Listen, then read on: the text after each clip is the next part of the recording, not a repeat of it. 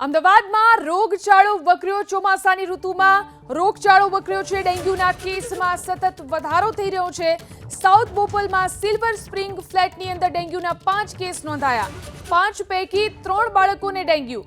તો south બોપલમાં construction site ઉપર સઘન ચેકિંગ કરવાની સૂચના આપવામાં આવી. જુલાઈમાં સાદા મેલેરિયાના 91 અને ઝેરી મેલેરિયાના 12 કેસ અમદાવાદમાં નોંધાયા. ડેન્ગ્યુના 171 અને ચિકનગુનિયાના 7 કેસ, તો કમળાના 351 અને ટાઇફોઇડના 668 કેસ નોંધાયા છે. અમદાવાદ મ્યુનિસિપલ કોર્પોરેશનમાં હાલમાં મચ્છરજન્ય કેસીસ બાબતે જુલાઈ માસના એન્ડ સુધીમાં સાદા મલેરિયાના 91 કેસીસ, ઝેરી મલેરિયાના 12 કેસીસ, ડેન્ગ્યુના 171 કેસીસ અને ચિકનગુનિયાના 7 કેસ રિપોર્ટ થયેલા છે. જે ડેન્ગ્યુના કેસ રિપોર્ટ થયેલા છે તે કેસોમાં તમામ વયના એટલે કે નાના બાળકથી માંડીને મોટા વ્યક્તિ સુધીમાં આ પ્રકારના કેસીસ રિપોર્ટ થયેલા છે.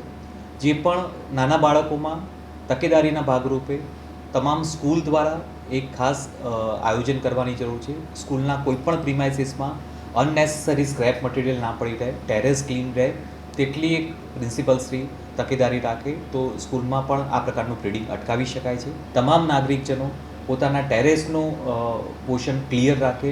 તદુપરાંત ઘરની આજુબાજુ બિન વપરાશી કોઈ પાણી ભરાઈ ન રહે તેની એક તકેદારી રાખે. તેમજ જે સ્લમ વિસ્તારમાં છે જેમાં પાણીનો સંગ્રહ કરવામાં આવતો હોય છે પીવા માટે અથવા બીજા કોઈ વપરાશ માટે, તેને પ્રોપર ઢાંકીને રાખવામાં આવે જેથી કરીને આ મચ્છરનું બ્રીડિંગ ન થાય.